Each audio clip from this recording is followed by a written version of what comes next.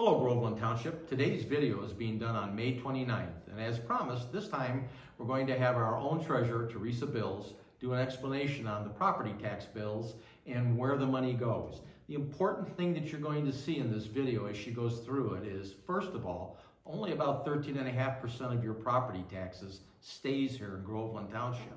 The rest is just billed as a convenience on it. Secondly, we are not responsible for the tax increases you've been seeing, and we'll go through that and you'll see that. And finally, the facts are that our property taxes here in the township are the lowest in the area, period, by quite a bit in many cases. So with that, Theresa, why don't you tell them about the bill so they see where the money goes? Okay, thank you, Bob. So I've put together a PowerPoint presentation for you. It is called Understanding Your Taxes. And I'm just going to walk through a little bit of it, and then you can go back through and pause it and look at your stuff a little more closely. If you have questions, please reach out to me. I'm happy to answer them.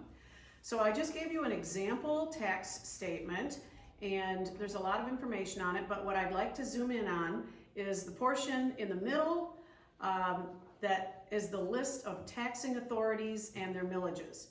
So it begins with some boxes that have information about PRE, PRE tax base, non-PRE. So what is a PRE? So a PRE stands for a principal residence exemption. It used to be also known as a homestead exemption.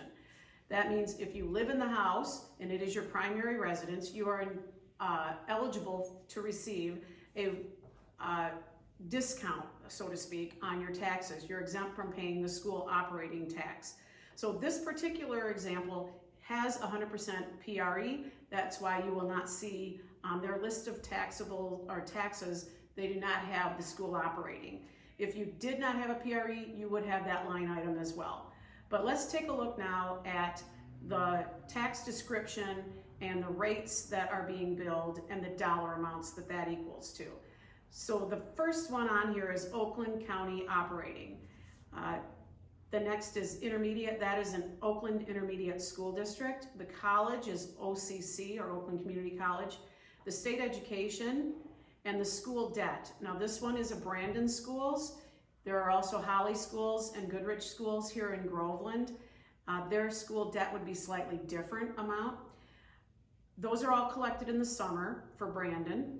In the winter, there's the Huron-Clinton Metro Parks Authority, the Oakland County Parks and Recreation, the school debt, again, because Brandon collects half in the summer and half in the winter, the fire, which is 3.5 mils, the township, which is 0.9557 mils, the zoo, the Art Institute, those are in Detroit, and the Oakland Transit, which is 0.95 mils. The Oakland Transit itself was just voted in 2022, and that is almost the same amount as what you're paying for the township itself to run.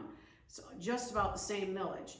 The graph gives you a picture of what this could look like. For every $1,000 of taxable value, your local schools, intermediate schools, all the schools are getting $22. Oakland County and the Detroit area, things that are collecting are getting $5.75.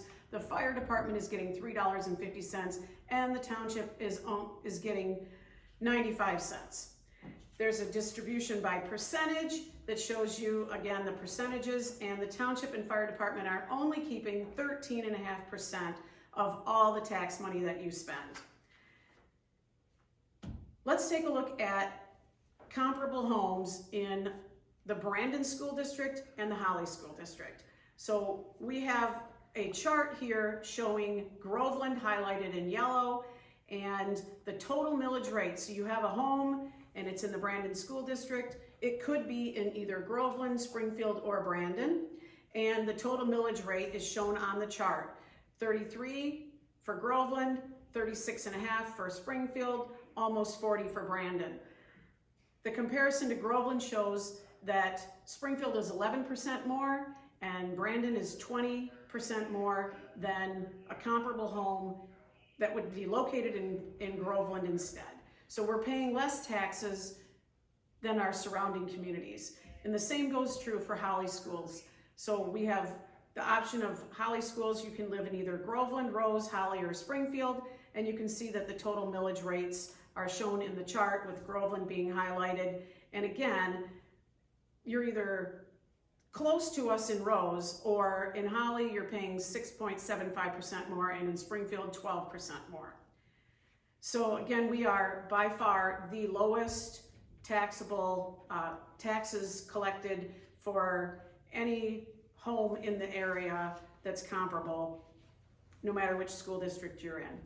There's a lot of stuff on the front and the back of the tax bill, and I would, hopefully you're going to be reading both the front and the back for information about how to pay online, or what our hours are, how to get a deferment, things like that. Again, we are here to answer any questions you might have. If you need to reach me with any tax questions, I'm extension 106 here at the township. My email is treasurer@grovelandtownship.net. And we have a Facebook page that the clerk runs. We like to post things on there of interest. That's Groveland TWP. Theresa, if I can, just to add a little bit to that, we also said we tell them what's responsible for your tax increases in the last few years. So let me just recap part of it. For a long time, we were able to opt out on various tax proposals that were made in Oakland County that we up in the north and west end of the county didn't feel had benefit. That's been taken away now in the last year or two. But here were the tax increases that have actually jacked up the total millage that you pay going forward. In 2016, there was a zoo tax that we ended up having to pay, and that's still there. In 2020, there's an Art Institute and a Parks and Recreation millage that we have to pay.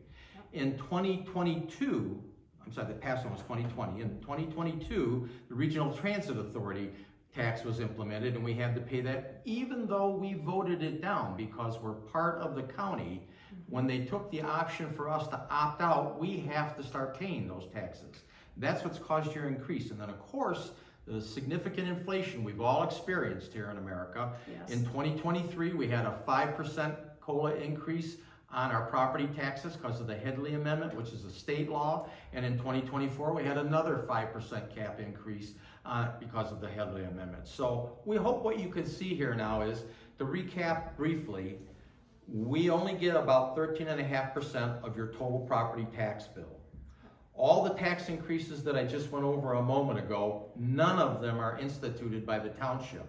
They're either forced on us because we don't have an opt-out, or the group that we were in, the majority of the people approved it even if we didn't. And finally, we have the lowest, unquestionably, township tax rate of any of the communities around us. So I hope you can understand that the township board is trying very diligently to make sure we work to be best in class in the things we do. And I hope that you all understand now your taxes are, relatively speaking, a good value. And remember, Theresa pays hers and I pay mine the same as everybody else. So we're always fighting to try and make sure we get as good a value as we can. So until the next video, Groveland, have a great summer and be safe.